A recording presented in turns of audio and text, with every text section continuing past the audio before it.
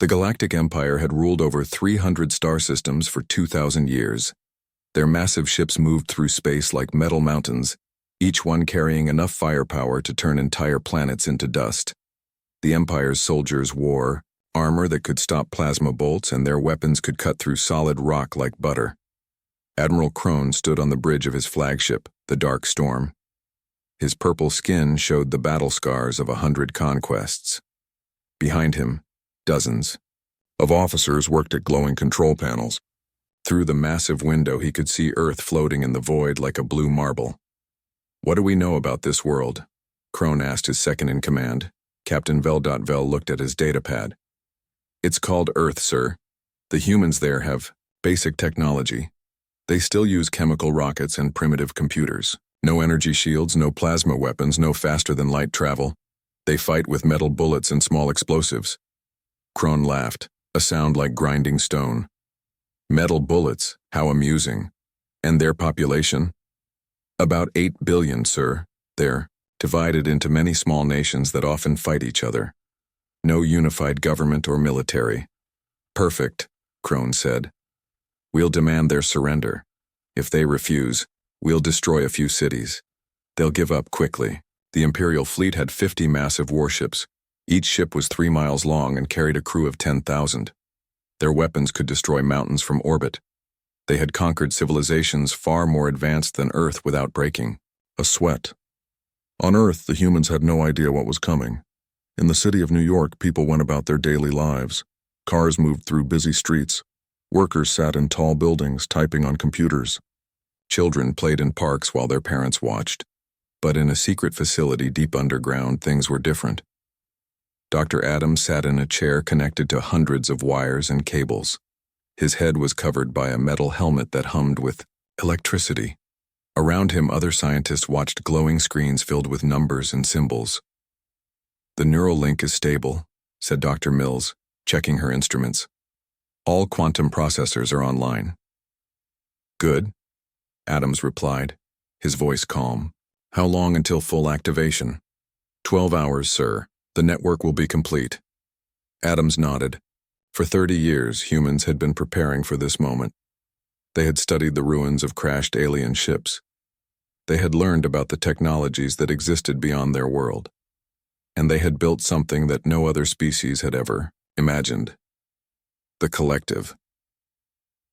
High above Earth, Admiral Crone opened a communication channel to the planet below.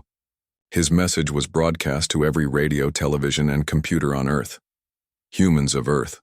His voice boomed across the planet. "I am Admiral Crone of the Galactic Empire. Your world now belongs to us. You have 1 day to surrender completely. Lay down all weapons. Prepare to serve the Empire. If you resist, we will destroy your cities one by one until you submit." The message ended. Across Earth, people looked up at the sky in fear and wonder. They could see the dark shapes of the Imperial ships blocking out the stars. In the underground facility, Dr. Adams smiled. "It's time," he said to Dr. Mills. "Activate the network." "Sir, we haven't finished all the tests." "There's no more time," Adams said. "Do it now." Dr. Mills pressed a series of buttons. Around the world, hidden facilities came online. Satellites in orbit began to glow with strange energy. Deep beneath the ocean, massive machines started to hum with power. The collective was awakening, but Admiral Crone knew nothing of this. He looked at Earth with contempt. "These humans are probably trembling in fear right now," he told Captain Vel. "Tomorrow we'll have another world under our control." "What if they try to fight, sir?" Crone laughed again. "With what? Their metal, bullets, their chemical explosives? We've seen their most advanced weapons. They're like children playing with sticks and stones." As night fell over Earth, the Imperial fleet settled into orbit. The soldiers prepared their weapons. The ships charged their plasma cannons. Everything was ready for an easy conquest. But deep in the underground facility, Dr. Adams was no longer entirely human. The neural link had connected his mind to the collective. Through him, 8 billion human minds were slowly joining together. Every person on Earth was becoming part of something greater. The Empire had made a terrible mistake. They thought Earth was powerless because humans fought with primitive weapons. They didn't understand that humanity's greatest weapon wasn't made of metal or energy. It was their minds. And tomorrow, the Empire would learn what 8 billion connected human minds could do. The sun rose over Earth, but something had changed during the night. In cities around the world, people walked differently. They moved with purpose, their eyes focused on something beyond the horizon. Children stopped crying. Adults stopped arguing. 8 billion minds were becoming one. Admiral Crone woke in his quarters aboard the Dark Storm. He expected to find messages of surrender from the human governments. Instead, his communication officer brought him silence. "Sir, we're receiving no responses from Earth," the officer reported. "No government officials, no military leaders, no one." Crone frowned. "Are they ignoring us?" "Unknown, sir. Our scanners show normal activity in their cities. People are moving around, but they're not using their communication networks." "Cowards," Crone muttered. "They're too afraid to even speak.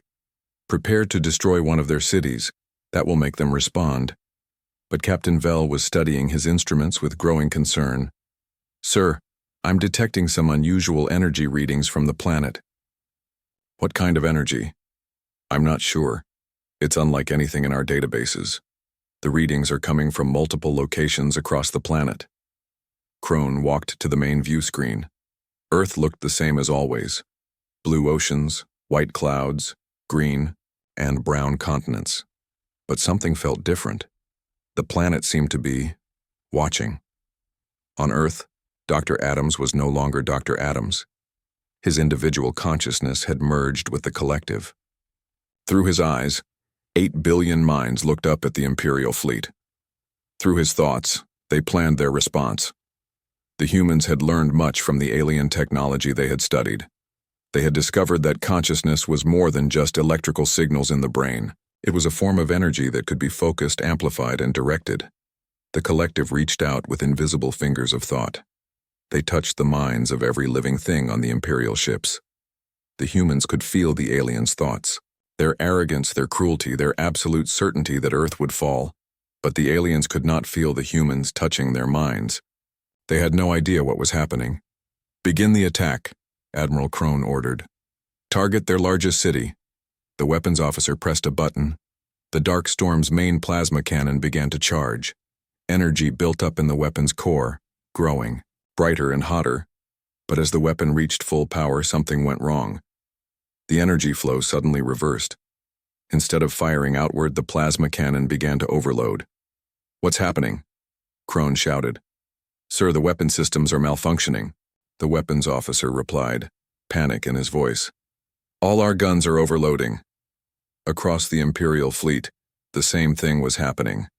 Weapons designed to destroy planets were turning their power inward. But this wasn't a mechanical failure. The collective was reaching into the ship's computer systems, rewriting their programming with pure thought. "Switch to manual control," Crone ordered. But it was too late. The overloaded weapons began to explode. On ship after ship, plasma cannons erupted in balls of fire. The explosions tore through armor plating and destroyed entire sections of the vessels. The Dark Storm shook as its own weapons detonated. Lights flickered and died. The deck beneath Crone's feet tilted as the ship lost power. "How is this possible?" Captain Vell gasped, blood running from a cut on his forehead. On Earth, the collective was just getting started. 8 billion minds focused on the Imperial fleet like a magnifying glass focusing sunlight. But instead of burning, they were learning.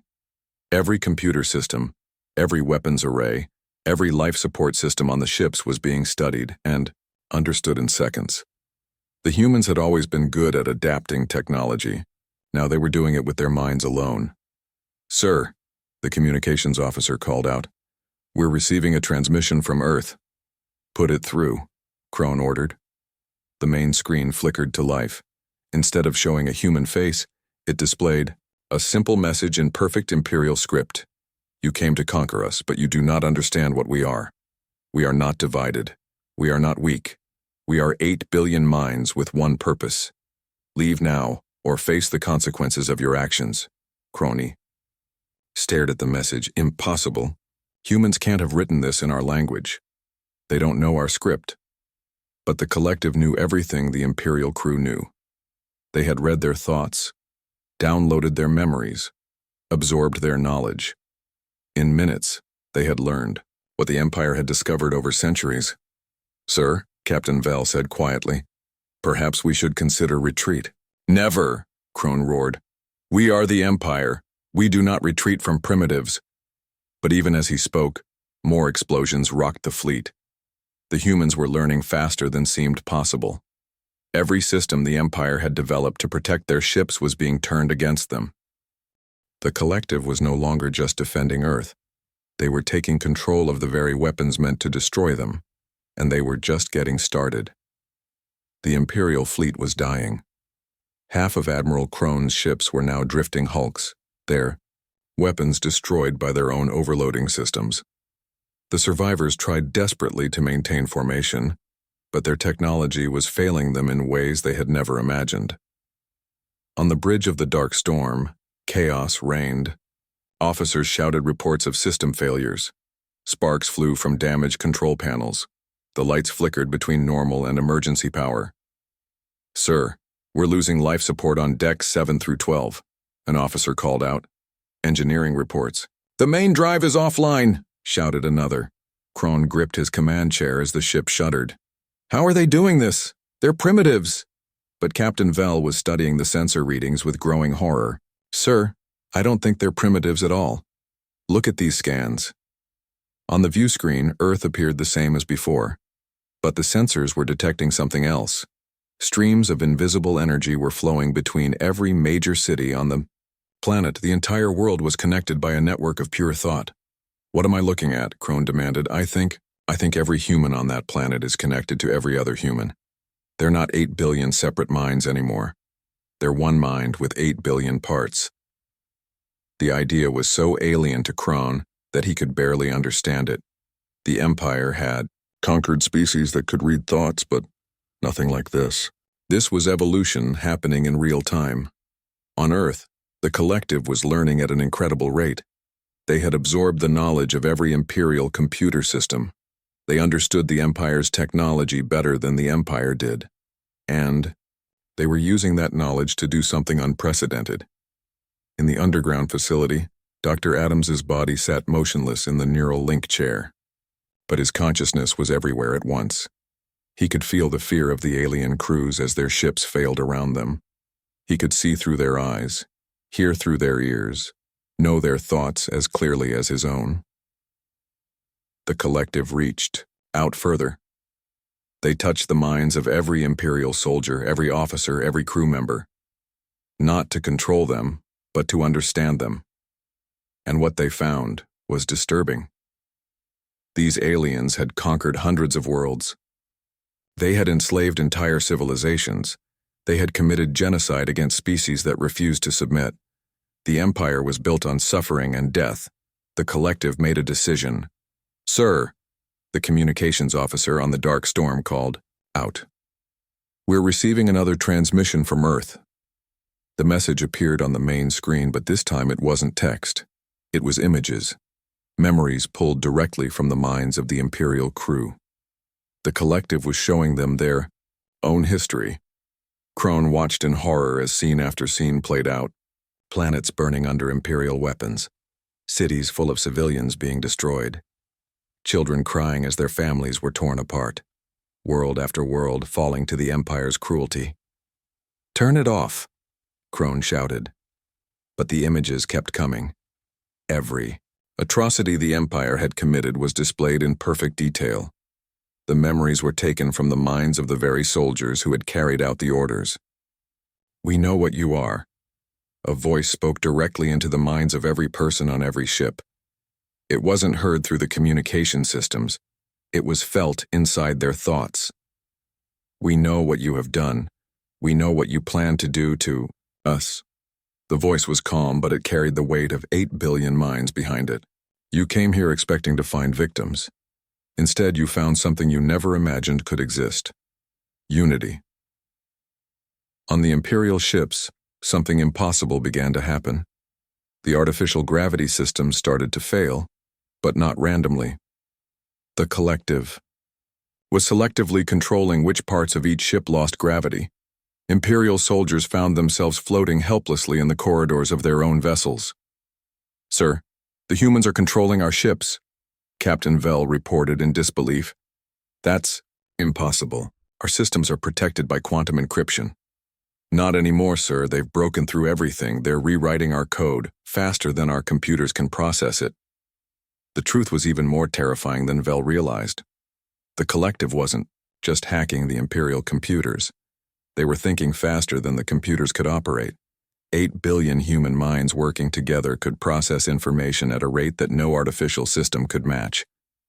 "Sir, we need to retreat," Valley said urgently. "We need to warn the Empire about what we've found here." But Krone was staring at the view screen, watching as his mighty fleet was systematically disabled by an enemy that had never left the surface of their planet. His pride, his arrogance, everything he believed about Imperial superiority was crumbling before his eyes.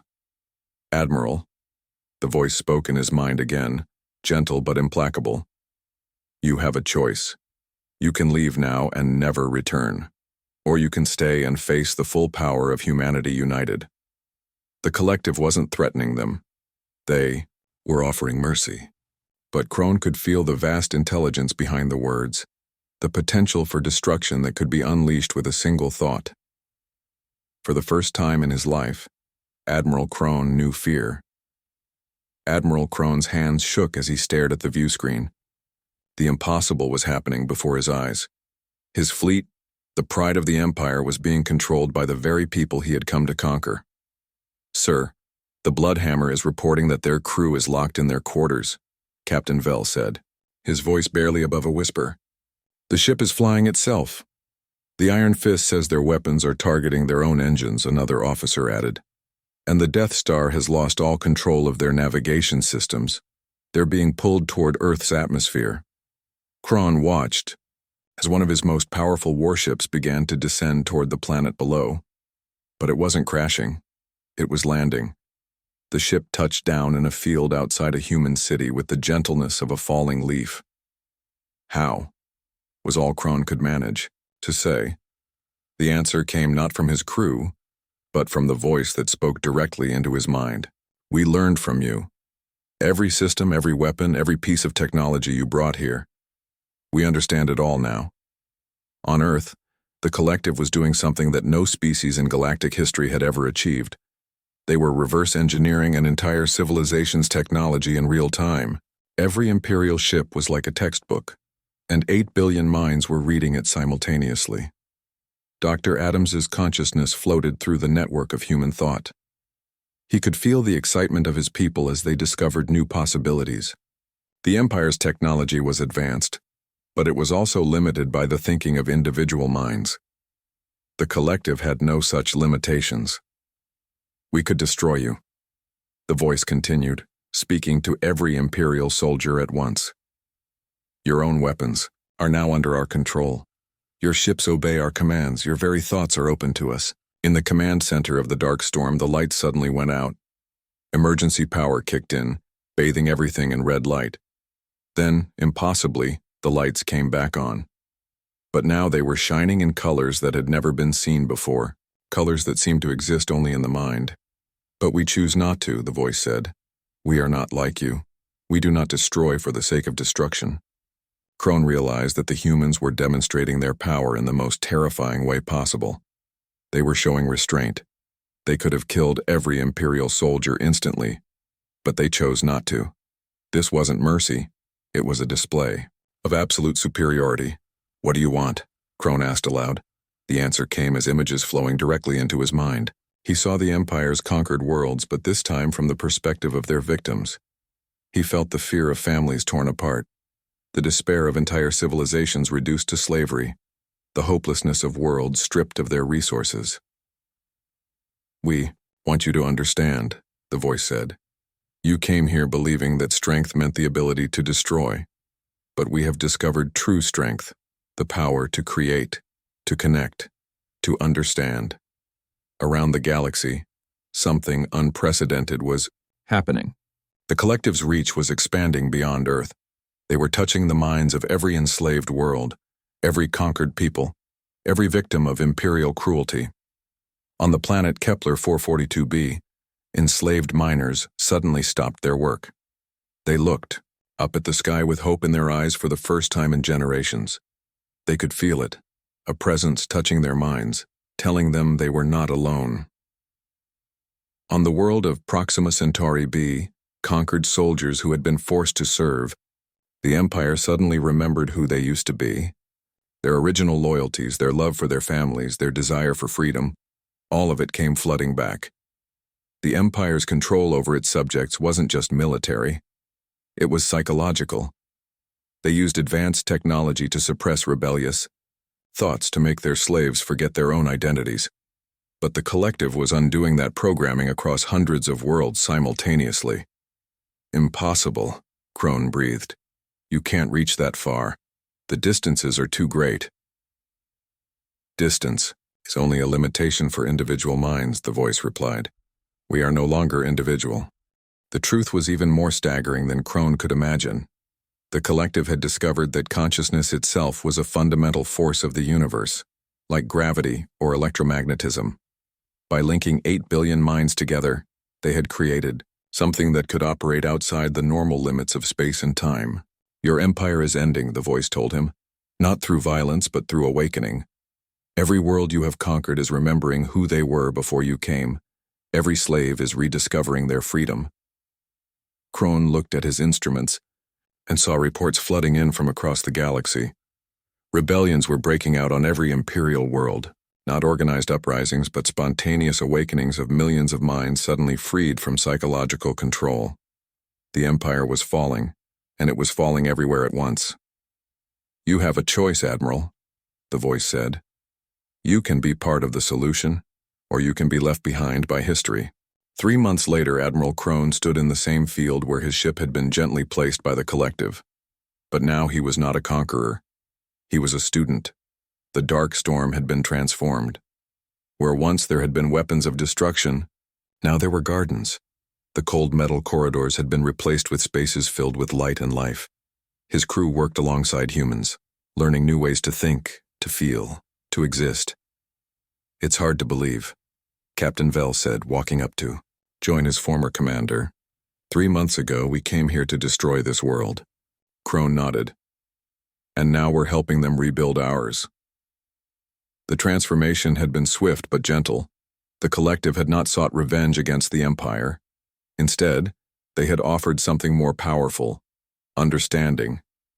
Every imperial citizen, from the lowest soldier to the highest admiral, had been given the choice to join the network of connected minds. Some had refused.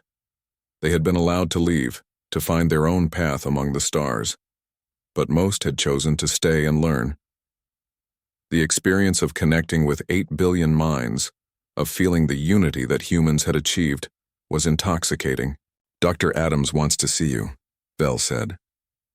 Crone walked through the transformed corridors of his ship. The walls were now transparent, showing the Earth's blue sky and green fields beyond. In what had once been the weapons control center, he found Dr. Adams. But Adams was no longer the same man who had sat in the neural link chair. His eyes held the wisdom of billions of minds, and when he spoke, it was with the voice of all humanity. You've been learning quickly, Adams said, his voice warm and welcoming. Your people are patient teachers, Crone replied. Though I still don't understand how you did it. How did you evolve so quickly? Adams smiled. We didn't evolve. We just finally used what we always had. Every human was born with the capacity for connection. We just never knew how to use it properly. And now we're teaching others. The rebellion across the galaxy isn't really a rebellion at all. It's an awakening. Species that have been enslaved for centuries are remembering what freedom feels like. Through the transparent walls, Crone could see other ships in the distance. They were from worlds across the galaxy, former imperial territories that had broken free of their mental chains. Their crews were working together, learning from each other, building something new. What happens to the Empire? Crone asked. It's already gone, Adams replied. But something better is taking its place. A network of free worlds, connected, not by conquest but by choice. Every species that wants to join can become part of the collective. Those that prefer to remain independent are free to do so. And those who refuse to change, Adam's expression grew sad. They isolate themselves. They build walls around their minds and their worlds. They become exactly what they fear most: alone. Crone understood. He had seen it happen to some of his fellow officers. They had chosen to cling to the old ways, to the belief that strength came from domination. But in doing so, they had cut themselves off from the greatest discovery in galactic history: the power of unified consciousness. "There's something I need to tell you," Adam said. "The collective is planning something that will change everything." "What?" "We're going to connect with other galaxies. We've learned that consciousness isn't limited by the speed of light. If we can reach across our own galaxy, we can reach across the universe." The implications were staggering. If the collective could connect with other galaxies, they could share knowledge and wisdom across distances that would take millions of years to travel. They could prevent wars before they started, solve problems that individual worlds couldn't handle alone, and create a truly universal community. "Will you help us?" Adams asked. Crone looked out at the transformed landscape around him. His ship, his crew, his entire understanding of the universe had been changed by contact with humanity. The old empire had been built on fear and force. This new civilization was built on connection and understanding. "Yes," he said, "I will." As the sun set over Earth, millions of minds across the galaxy felt a moment of perfect unity. The age of empire was over. The age of connection had begun. In the years that followed, historians would mark this day as the beginning of the new era. The day when humanity showed the galaxy that true strength came not from the power to destroy, but from the courage to connect.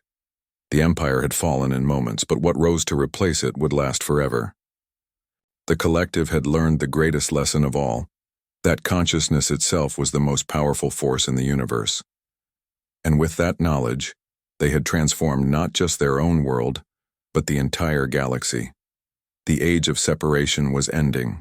The age of unity had begun. The end.